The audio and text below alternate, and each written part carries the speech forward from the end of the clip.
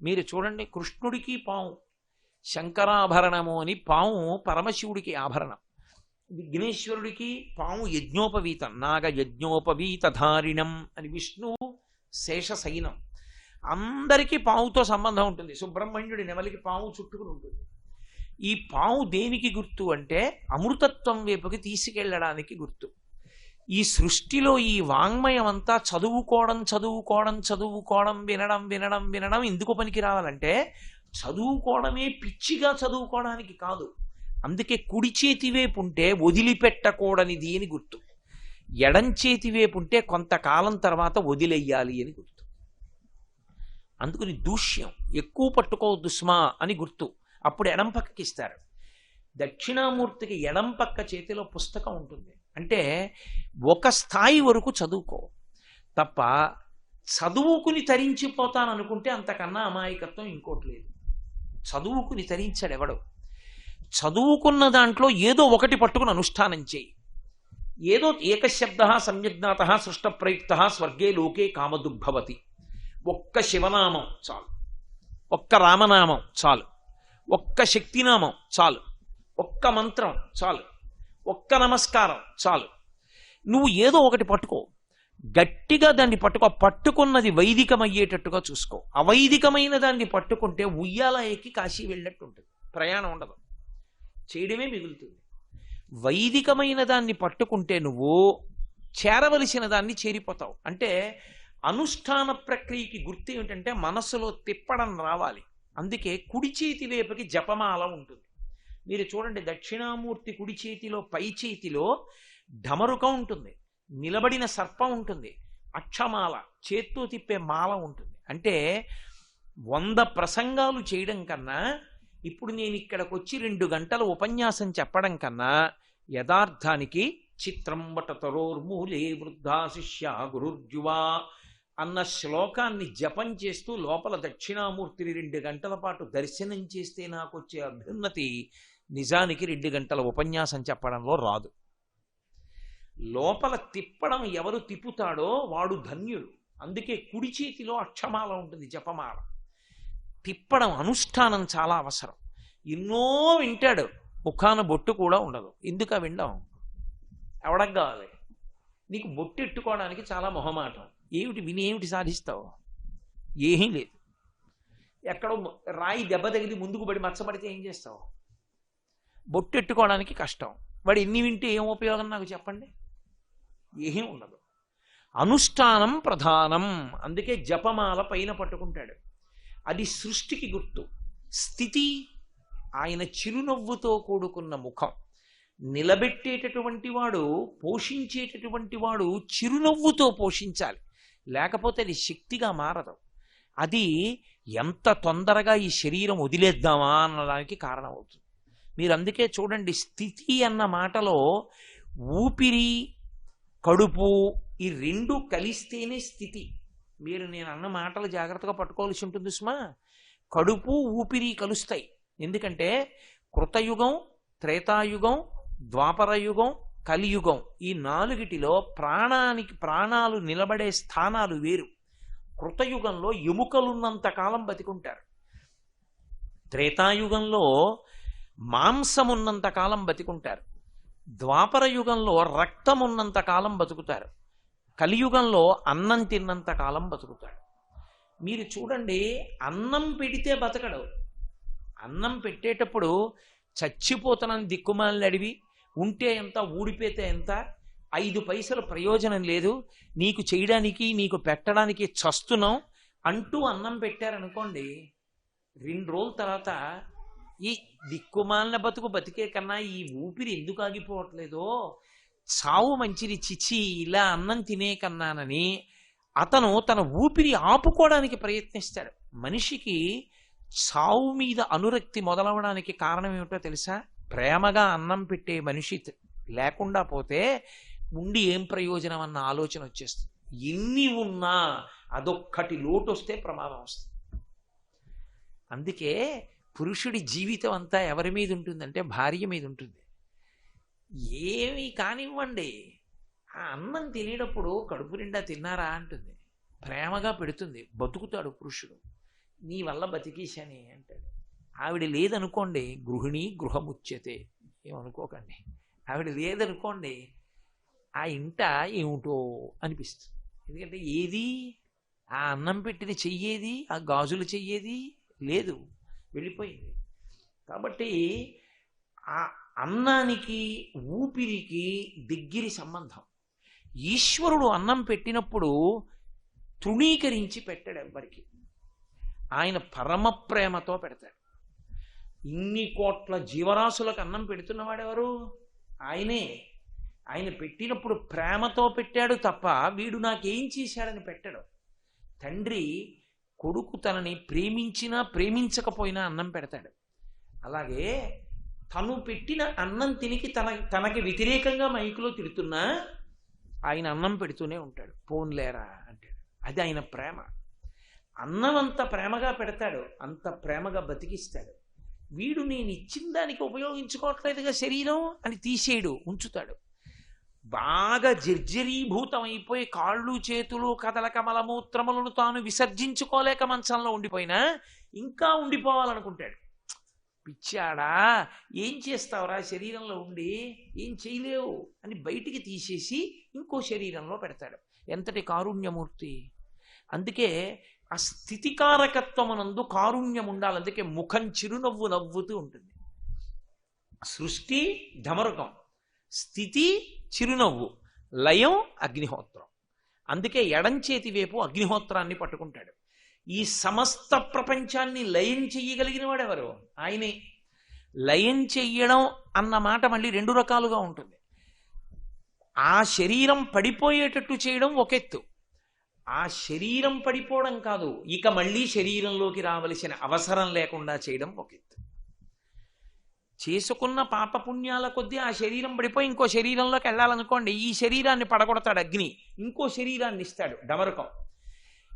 పరమభక్తి తత్పరుడై జీవనం చేశాడనుకోండి, వాడికి జ్ఞానం ఇచ్చేస్తాడు, ఇక మళ్ళీ నువ్వు పుట్టక్కర్లేదంటాడు. దాన్ని ఆత్యంతిక ప్రళయము అని పిలుస్తాడు. ఆ జ్ఞానం ఇచ్చి రక్షిస్తాడు. అందుకే 5 చేస్తాడు. పంచకృత్యపరాయణ. అమ్మవారు పరమశివుడు కూడా సృష్టి స్థితి లయ తిరోధాన అనుగ్రహములన 5 చేస్తారు. తిరోధానం అంటే మాయ దాస్తాడు, అనుగ్రహం అంటే మోక్షం ఇచ్చేస్తాడు జ్ఞానం ఇచ్చి. ఆ జ్ఞానము మోక్షము నేను ఇవ్వగలనని చెప్పడమే తదియనాటి చంద్రరేఖతో ఉంటాడు. సూర్యుడు చంద్రుడు కూడా ఉంటారు దక్షిణామూర్తికి. ఇక్కడ విగ్రహంలో ఉన్నారేమో సూర్యచంద్రుడు ఇద్దరు ఉంటారంటే కాలమునకు నేను వశుడను కాను, అందుకే యువకుడిగా ఉంటాను. 2 ఆ చంద్రరేఖ ఉంది. చంద్రరేఖ నుండి సుధా బిందువులు పడుతుంటాయి, అమృత బిందువులు పడతాయి. అంటే జ్ఞానము వృద్ధి పొందాలి తప్ప జ్ఞానము నశించిపోకూడదు. శుక్లపక్ష తదియనాటి చంద్రరేఖ పున్నమి చంద్రుడు అవుతుంది. పున్నమి చంద్రుడు గుండ్రంగా సున్నలా ఉంటాడు. పూర్ణమద పూర్ణమిదం పూర్ణాత్ పూర్ణముదచ్యతే పూర్ణస్య పూర్ణమాదాయ పూర్ణమేవావశిష్యతే. సున్న పెట్టాడు అంటే గుర్తే ఉంటా తెలుసా? ఎక్కడ మొదలెట్టాడో అక్కడికి వచ్చాడు అని గుర్తు. అలా పూర్తి చేయకపోతే సున్న కాదు. నేను ఇలా పెట్టాను అనుకోండి, బిందునాథ కళా విధానేనా అని వేదాంతంలో ఒక పెద్ద విశేషం. ఇలా పెట్టి చుక్క ఇలా తిప్పి మళ్ళీ ఈ చుక్క దగ్గరికి వచ్చేసాను అనుకోండి, సున్న అయిపోయింది. అంటే ఎక్కడ బయలుదేరానో అక్కడికి వచ్చేసాను, అందులో కలిసిపోయాను. ఇప్పుడు నేను ఎక్కడున్నాను మీరు చెప్పలేరు, ఎక్కడ బయలుదేరానో అందులోకి వెళ్ళిపోయాను నేను. అది పూర్ణత్వం, పూర్ణము అంటారు. అందుకే శుభకార్యాలు జరిగితే పూర్ణం పెట్టిన బూరేయిండి అంటారు. పూర్ణం పెట్టిన బూరేయిండి అని ఎందుకంటారంటే ఈ శుభాలు అశుభాలు అంటూ కూర్చోవడం కాదురా, ఈ తిన్నది వాడికి జ్ఞానంగా పరిణమించాలి. భగవంతుడికి నైవేద్యం పెట్టి పూర్ణం బూరి పెడతారు శుభకార్యంలో.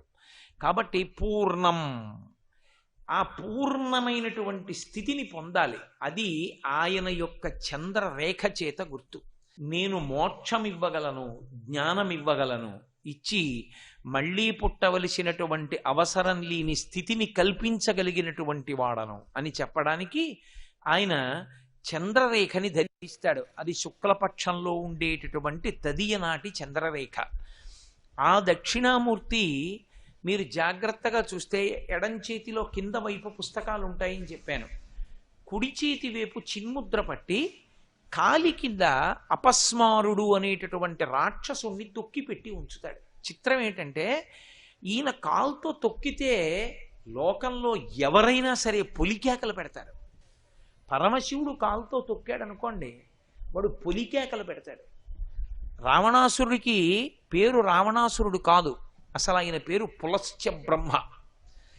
దశానన తాతగారు పెట్టిన పేరు ఏమిటంటే దశగ్రీవ అని పెట్టారు. 10 తలకాయలతో పుట్టాడని దశగ్రీవుడు అని పెట్టాడు. విశ్వవసో బ్రహ్మ తండ్రిని అడిగాడు పులశ్చ బ్రహ్మని, ఏమని పెట్టమంటారు నాన్నగారండి వీడికి పేరు అన్నారంటే దశగ్రీవ అని పెట్టరా అన్నారు. వాడికి దశగ్రీవుడని పేరు. ఓసారి నిష్కారణంగా పరమశివుడు కైలాస పర్వతం మీద తాండవం చేస్తుంటే కైలాసాన్ని కదిపేస్తానని దాని కింద చేతులెట్టి కదపపోయాడు. ఎవడురా కైలాసం కదుపుతున్నాడని కాలి బొటన వేలుతో ఇలా నొక్కాడు. ఆయన వాడి చేతులు కింద ఉండిపోయి పెద్ద రవం చేశాడు, అరిచాడు. ఎంత అరుపు అరిచాడంటే ఆ అరుపుకి 3 లోకాలు దద్దరిల్లాయి. ఇంత పెద్ద అరుపు అరిచావు కాబట్టి రావణా అని పిలుస్తున్నాను రా అన్నాడు శివుడు. ఆ తర్వాత వాడు అదే పేరెట్టు తిరిగాడు. కాబట్టి ఆయన తొక్కితే ఎవడు నవ్వడం, క్యారమని ఏడుస్తాడు. ఆయన ఒక్కడు నవ్వుతాడు. అపస్మారుడు అన్న రాక్షసుడు ఏడవడం. కాలి కింద పెట్టి తొక్కితే తల పైకెత్తి శివుడి వంక చూసి నవ్వుతూ ఉంటాడు. అది ఒక్క దక్షిణామూర్తి దగ్గర, నటరాజస్వామి దగ్గర కూడా కనపడుతూ ఉంటుంది. అక్కడక్కడ కింద ఉంటాడు, కానీ దక్షిణామూర్తికి తిన్నగా పాదం కిందే ఉంటాడు అపస్మారుడు.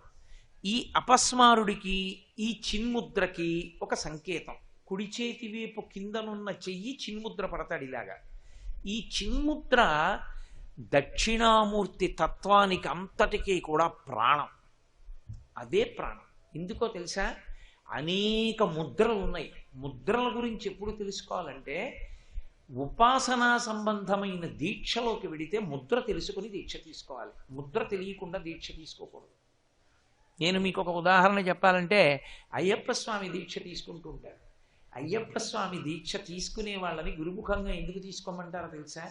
గురువు గారు ముద్రామంత్రం అని చెప్పి ప్రత్యేకంగా ముద్రలు చెప్తారు. చెప్పినప్పుడు ప్రతి ముద్ర పట్టి చూపించాలి. చూపించి ఆ ముద్ర ఎలా పడతారో ఆ ముద్ర అలా పడితే ఏమిటి ప్రయోజనమో చెప్పాలి. ముద్ర వ్యాఖ్యానం, మౌన వ్యాఖ్య. ముద్రకి అర్థం లేకపోవడం ఉండదు. ఒక ముద్ర అంటే ఒక గుర్తు పడితే దానికి ఒక లక్షణం ఉంటుంది. నేను ఇలా అన్నాను అనుకోండి, జాగ్రత్త అని చెప్పినట్టే కాదా? నేను అన్నాను అనుకోండి, అలా ఉండండి ఏం పర్వాలేదు నేను చూస్తాను అని గుర్తు కదూ. నేను చేతిని ఇలా అంటే ఓ అర్థం, ఇలా అంటే ఓ అర్థం కాదు. ముద్రకి అంత సంకేతం ఉంటుంది. ముద్రలన్నిటిలోకి గొప్ప ముద్ర, అన్ని ముద్రలలో ఉండేటటువంటి తత్వము ఏ ముద్రలోకి వెళ్ళిపోతుందంటే చిన్ముద్రలోకి వెళ్ళిపోతుంది. అందుకే చిన్ముద్ర జ్ఞానముద్ర అంటారు. ఇలా పట్టుకుంటే దాన్ని చిన్ముద్ర, జ్ఞానముద్ర. బాగా జ్ఞాపకం పెట్టుకోండి. మీకు బాగా గుర్తుండడానికి చెప్తున్నా. ఇలా ఉన్నటువంటి మూర్తిని మీరు ప్రతిరోజు దర్శనం చేసిన, ఆ దేవాలయంలో ప్రవేశించి ఉన్న దుష్టశక్తులు మిమ్మల్ని పట్టుకోలేవు. కారణం ఏమిటో తెలుసా? అన్ని ముద్రల శక్తి ఆ ముద్రలోనే ఉంటుంది. ఎవరైనా ఇలా పట్టుకుని ఉన్నాడు అంటే ఆయన ఇంకా సార్వభౌముడు. అది పతాక స్థాయి అని గుర్తు. ఇలా పట్టుకుంటే అయ్యప్ప పట్టుకుంటారు ఇలాగా, దక్షిణామూర్తి పట్టుకుంటారు ఇలా, పరమశివుడి కొడుకే కదూ అందుకు పట్టుకుంటారు. ఈ ముద్రకి ఎంతో అర్థం ఉంటుంది. ఈ ముద్రలోకి మిగిలిన ముద్రలన్నీ వెళ్ళిపోతాయి. ఎందుకు వెళ్ళిపోతాయంటే ఈ శరీరమునందు 2 శక్తులు ఉంటాయి. ఒకటి క్రియాశక్తి అంటారు, రెండవది జ్ఞానశక్తి అంటారు. ఇవి శరీరంలోనే కొన్నింటిని జ్ఞానశక్తి పట్టుకుని ఉంటుంది, కొన్నింటిని క్రియాశక్తి పట్టుకుని ఉంటుంది. నేను మీకు ఒక ఉదాహరణ చెప్పాలంటే, కంటికి క్రియాశక్తి ఉండదు. నా కంటితో పుస్తకంలో ఓ పుటని తిప్పలేను నేను. కంటి రెప్పతో పట్టుకుని పేజీలు తిప్పచ్చా అండి, కంటి రెప్పతో పట్టుకుని ఒత్తేసుకోవచ్చా అండి అని ఎవరు అడగరు. కంటి రెప్పకి కంటికి క్రియాశక్తి ఉండదు, కంటికి జ్ఞానశక్తి ఉంటుంది. ఇలా చూస్తే అది ఏదో, అది ఏనుగా పుల ఆ వస్తువుని చూపిస్తుంది కాబట్టి జ్ఞానశక్తి. చెవికి శబ్దాన్ని వినే శక్తి ఉంటుంది, నాలుకకి రుచి చెప్పే శక్తి ఉంటుంది. ఇవి జ్ఞానశక్తులు. 5 జ్ఞానశక్తులు ఉంటాయి. శబ్ద స్పర్శ రస రూప గంధములని తన్మాత్రలో 5 ఆశ్రయించి ఉంటాయి, కన్ను ముక్కు చెవి నాలుక చర్మం. మిగిలిన వాటికి క్రియాశక్తులు ఉంటాయి. చేతులు ఉన్నాయనుకోండి, వాటికి క్రియాశక్తి, పనిచేసేటటువంటి శక్తి అంతా చేతికి ఉంటుంది. ప్రధానంగా శరీరంలో పనిచేసేటటువంటి శక్తి దేని మీదకి వెళ్ళి ఎక్కువగా నిలబడిపోతుందంటే చేతులలో నిలబడుతుంది. మళ్ళీ చేతులలో, కుడి చేతిలో నిలబడుతుంది, మళ్ళీ కుడి చేతిలో బొటన వేలులో నిలబడుతుంది. అందుకే థంబ్ ఇంప్రెషన్ అంటారు, బొటన వేలు ముద్ర ఏంటంటారు. అందుకే శాస్త్రంలో క్రియాశక్తి అంతా వెళ్ళి ఎక్కడ నిలబడిందో దాన్నే పరబ్రహ్మంగా నిర్వచనం చేస్తారు. ఈ బొటన వేలు మిగిలిన వాటికి దూరంగా ఉంటుంది, కలవదు. ఇది ఎక్కడో వేరుగా ఉంటుంది. ఈ 4 ఓ చోట ఉంటాయి. మీరు చూడండి, సాధారణంగా వీటిలో ఒకటి కదిలితే మిగిలినవి కదులుతాయి, ఏదో లెక్క పెట్టినప్పుడు తప్ప. ఇది పట్టుకో అన్నారనుకోండి, ఇలా పట్టుకుంటుంది. కానీ మీరు గమనించండి, క్రియాశక్తి యందు ఈ వేలి యొక్క ఆధారం లేకపోతే ఈ చేతికి ఎంత బలం ఉండనివ్వండి, ఈ 4 వేళ్ళు ఈ వేలి యొక్క ఆధారం లేనినాడు తగిన బలాన్ని వాడుకో. చేతికి శక్తి ఉంది, ఈ 4 వేళ్లకి శక్తి ఉంది. బొటన వేలికి గోరు చుట్టేసింది, ఏదైనా వ్రాయమనండి. తన కూతురు శుభలేఖకి శ్రీరస్తు అని రాయలేడు, బొటన వేలు కలిసి రావాలి. ఏదైనా బరువు ఎత్తుతున్నాడు అనుకోండి, ఈ బొటన వేలు వదిలిపెట్టేసి ఈ 4 వేళ్లతోటే ఎత్తండి, బొటన వేలు వాడద్దన్నారు అనుకోండి, బొటన వేలు కలిస్తే ఎత్తినట్లు బొటన వేలు వదిలిపెట్టి వాడలేడు, ఎత్తలేడు. ఇది ఆధారం అవుతుంది. ఈ 4టికి చేతికి ఇది ఆధారం, బలాన్ని పెంచడానికి. అయి ఉండి తాను దూరంగా ఉంటుంది, తాను కలవదు. ఇవి 4 ఒక చోటుకి కూడుతాయి. ఈ 4 కూడినా దీని ఆధారం లేనప్పుడు ఈ 4టికి బలం లేదు. ఈ 4టికి బలాన్ని ఇది ఇస్తుంది, కానీ దూరంగా ఉంటుంది. అందుకే దీన్నే పరబ్రహ్మంగా చెప్తారు. ఇది పరబ్రహ్మం అయితే ఈ వేలుంది చూశారు, ఈ వేలు ఎంత దూరమైనా చేస్తుంది. ఇది సాధారణంగా ఎప్పుడూ దగ్గర చెయ్యదు. ఈ వేలు దగ్గరగా ఉంది అని చెప్పవలసి వస్తే ఈ వేలు వాడరు. ఎంత దగ్గర అంటేనండి, నా గుండెల్లో పెట్టుకున్నాను అని చెప్పవలసి వచ్చిందనుకోండి, ఇలా అండవు, ఇలా అంటాడు. బొటన వేలితో కలిపి చేయి పెడతాడు. చాలా దూరం అనవలసి వచ్చిందనుకోండి, అలా చూపిస్తాడు, అక్కడండి అంటాడు. భగవంతుడు ఎక్కడున్నాడండి అని అడిగారు అనుకోండి, ఎక్కడో కొండ మీద ఉన్నాడండి, ఎక్కడో ఆకాశంలో ఉంటాడండి అని ఇలా చూపిస్తాడు.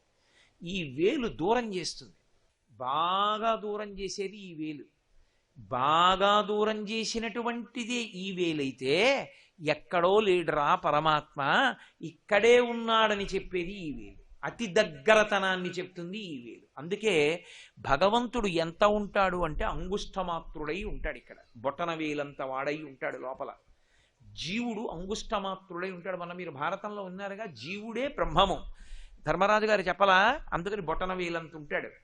బొటన వేలంత ఉన్నటువంటి జీవుడు బ్రహ్మము కనుక బొటన వేలు భగవంతునికి సూచన. ఇది దూరం చేయడానికి సూచన, ఇది దగ్గర చేయడానికి సూచన. దూరంగా ఉన్నాడన్నవాడు ఎక్కడో లేడు, ఇక్కడే ఉన్నాడని తెలియచేయబడితే అసలు ఎక్కడో వెతకడం కాదురా, ఇక్కడ నాలోనే ఉన్నాడు భగవానుడు అని తెలుసుకుంటే ఇది వంగిపోయి దీంతో కలిసిపోతుంది. ఇలా కలిసిపోయిందో, ఎక్కడ విడిపోయాడో అక్కడ కలిసిపోయాడు కాబట్టి సున్నైపోయింది. అందుకని చిన్ముద్ర. అప్పుడు ఈ 3 వేరుగా అయిపోయి దూరం చేస్తున్న వేలు వచ్చి బొటన వేలుతో కలిసిపోయింది. అందుకని చిన్ముద్ర కాదు. చిత్రం ఏమిటంటే, ఈ 4 కలిశాయి అనుకోండి, ఈ 4 కలిసి ఉన్నంతసేపు మాయయందు తిరుగుతూ ఉంటాడు. మాయయందు తిరగడం అంటే ఏమిటో అనుకుని మీరు పెద్ద హడావిడి పడిపోక్కర్లేదు. మీకు నేను ఒక్కటే చెప్తా, సత్యానికి సత్యము ఎదురుగుండా ఉంటుంది, కనపడదు. మాయ ఉండదు, ఉన్నట్లు కనపడుతుంది. ఉండక ఉన్నట్లు కనపడితే మాయ, ఉండి కనపడకపోతే సత్యం. ఉండి ఉన్నట్లుగా కనపడిపోయింది అనుకోండి, సత్యం అర్థమైపోయిందని గుర్తు, అంతే. మీరు చెప్పింది మాకేం అర్థం కావట్లేదండి, ఇదో మాయ అని మీరు అంటారు, నాకు తెలుసు. కానీ నేను మీకు ఒక ఉదాహరణ చెప్తాను, మీరు వెంటనే పట్టేసుకుంటారు. మాయ అంటే ఎప్పుడైనా మీకు మాయ అంటే ఏమిటి అని ఎవరన్నా అడిగారు అనుకోండి, మీకు నేను అతి తేలిక నిర్వచనం చెప్తున్నా, జ్ఞాపకం పెట్టుకోండి. నామము రూపము ఇవే మాయ. నామరూపములు మాయా. నామము పేరు, రూపము ఒక రూపం, ఈ రెండు మాయ. ఈ రెండుటిని తీసి చూస్తే సత్యం. నేను మీకు ఉదాహరణ చెప్పాలి అంటే, ఏమండి గాజులు బాగున్నాయండి అంటారు, ఏమండి ఉంగరాలు బాగున్నాయండి అంటారు, ఈ గొలుసులు బాగున్నాయి, భుజకీర్తులు బాగున్నాయి, అందెలు బాగున్నాయి, లేకపోతే ఏదో మెళ్ళో వేసుకున్న హారాలు బాగున్నాయి అంటారు. హారముగా ఏది ఉంది? బంగారం. ఉంగరముగా ఏది ఉంది? బంగారం. కొనుక్కునేవాడేం చూస్తాడు? గొలుసు చూస్తాడు, ఉంగరం చూస్తాడు, భుజకీర్తి చూస్తాడు, అందె చూస్తాడు. అమ్ముతున్న కంసాలేం చూస్తాడు? ఆ లోపల ఉన్న బంగారం ఎంతుందో తూకం వేసి చూస్తాడు. మనమేమంటాం? గొలుసుందండి నా దగ్గరండి అంటాం. కంసాలేమి, దానికి డబ్బు ఇవ్వాల్సి వస్తే ఏమిస్తాడు? గొలుసు పొడుగు చూసి ఇవ్వడు, గొలుసులో ఉన్న బంగారానికి ఇస్తాడు. ఇప్పుడు నేను మీకు చెప్పిన మాటని గట్టిగా పట్టుకునే ప్రయత్నం చేయండి. బంగారం లేకుండా గొలుసు ఉంటుంది, అంటే గొలుసు లేకుండా బంగారం ఉంటుంది, బంగారం లేకుండా గొలుసు ఉండదు. ఇది పట్టుకున్నారా?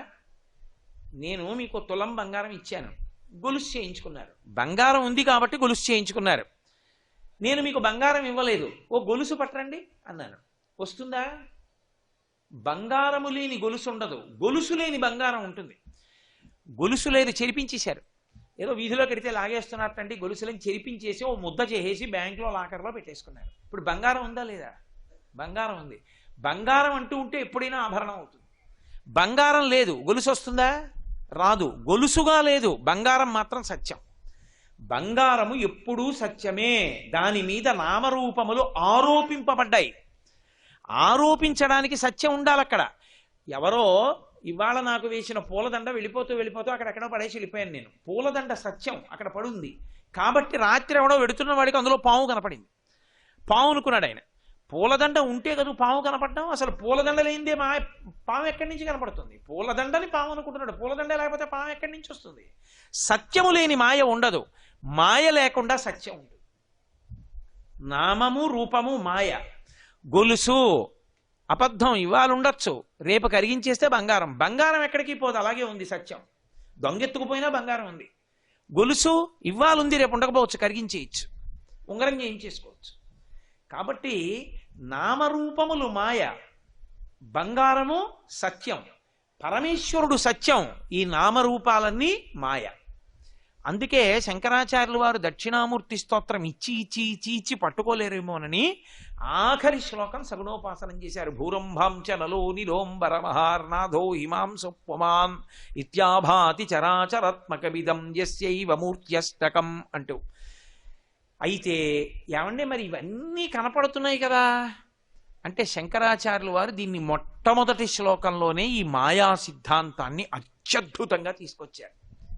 విశ్వందర్పణ దృశ్యమాన నగరీతుల్యం నిజాంతర్గతం పశ్యన్ ఆత్మని మాయయా బహిరివోద్భూతం యథా నిద్రయా సాక్షాత్కురుతే ప్రబోధ సమయే స్వాత్మానమేవాద్వయం.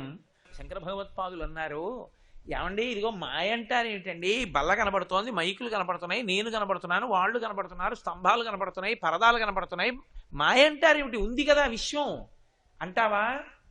విశ్వం బయట లేదు, నీలోనే ఉన్నది, బయట లేదు అన్నారు శంకరాచార్యులు. అనగానే మనం ఏమంటాం? అబ్బెబ్బే చాలా అమాయకంగా మాట్లాడుతున్నారండి, ఎంత జగద్గురువులైనా. బయట లేకపోవడం ఏంటంటే ముట్టుకుంటే తెలియట్లా, బయట ఉంది విశ్వం, నాలో ఉండడం ఏమిటి అంటే శంకరాచార్యులు వారు అన్నారు, సరే నీలోనే ఉంది, నీలో లేదు బయట ఉందని ఎలా చెప్తున్నావు? అనుభవంతో కాదు, నేను ముట్టుకుంటున్నాను కదండి, నేను చూస్తున్నాను కదండి అని కదా అంటున్నావు, కాబట్టి బయట ఉందని కదా అంటున్నావు. అలా అయితే నేను మాట చెప్తా విను అని శంకరులు అన్నారు. పశ్యన్ ఆత్మనివాయయా బహిరివోద్భూతం యథా నిద్రయాయ సాక్షాత్కురుతే ప్రబోధ సమయే స్వాత్మానమేవాద్వయం. రాత్రి నేను నిద్రపోతున్నప్పుడు కాశీపట్టణం వెళ్ళినట్టు, గంగానదిలో స్నానం చేసినట్టు, ఆ గంగ ఒడ్డును నిలబడ్డట్టు, చంద్రశేఖరేంద్ర సరస్వతి స్వామివారు, భారతీ తీర్థస్వామి వారు వచ్చి స్నానం చేస్తున్నట్టు, వాళ్ళు సత్యదండాలు ముంచుతున్నట్టు, నేను వాళ్ళని చూసి మురిసిపోతున్నట్టు, నేను వాళ్లతో పాటుగా శివాలయంలోకి వెళ్ళినట్టు, రుద్రం జరుగుతుంటే అభిషేకం చేస్తున్నట్లు నాకు కల్లో కనపడుతుంటే ఆనందంతో పొంగిపోతున్నాను. ఇంతలో ఏదో చప్పుడైంది, తెలివి వచ్చింది. ఏది కాశీ ఏది, స్వాములేరి, శివలింగం ఏది? పోయింది. ఇప్పుడు బయటికి వచ్చేటప్పటికేముంది? నేను, నా మంచం, నా గది ఉన్నాయి. మరి కలలో నీకు కనపడింది కూడా అనుభవాన్ని ఇచ్చిందా లేదా? సంతోషపడ్డావా లేదా కాశీలో ఉన్నానని? మరి అనుభవాన్ని ఇచ్చింది నిజమైతే నీకు కలలో అనుభవాన్ని ఇచ్చిన కలలో కాశీ ఏది? ఉన్నావా కల్లో? లేదుగా. తెలివి వస్తే పోయిందిగా. తెలివిలో ఉన్నప్పుడు నీకు కనపడుతున్నది నిద్రలో కల్లో ఉందా? లేదుగా. ఎక్కడో నువ్వు ఒక్కడివి వెడుతున్నట్టు, నిన్నెవరో పట్టుకుని తీసుకెళ్లి గుంజ కట్టేసి కొరణాలతో కొడుతున్నట్టు, ఒళ్ళంతా పగిలిపోతున్నట్టు, భయపడిపోతున్నట్టు అనిపించింది. ఒక్కసారి తెలివి వచ్చేసింది. అమ్మయ్యా, ఎవ్వడూ లేడురా బాబు, నన్ను కొట్టట్లేదు, ఉత్తినే భయపడిపోయాను, మంచినీళ్ళు తాగి గోయిందా గోయిందా గోయిందా అని పడుకున్నాడు. మరి కలలో ఉన్నది మెలకువలో లేదు, మెలకువలో ఉన్నవి కలలో లేవు. ఆ అవస్థలో ఉన్నది అనుభూతినిచ్చింది, ఈ అవస్థలో ఉన్నది అనుభూతినిచ్చింది. అనుభూతి ఇచ్చిందంతా సత్యమైతే మరి కలలో ఉన్నది సత్యమే. మరి అలాంటప్పుడు కలలో ఉన్నది సత్యం కాకపోతే ఇది సత్యం కాదు. ఏం చెప్తారు శంకరాచార్యుల వారికి? ఆ తర్వాత శ్లోక వ్యాఖ్యానం వేరనుకోండి, దాన్ని వింటే అమ్మ బాబోయ్ అసలు ఎవరు చెప్పగలరా ఇలా అనిపిస్తుంది. నిజం. శ్రీ ఉమామహేశ్వర పరబ్రహ్మార్పణమస్తు. స్వస్తి.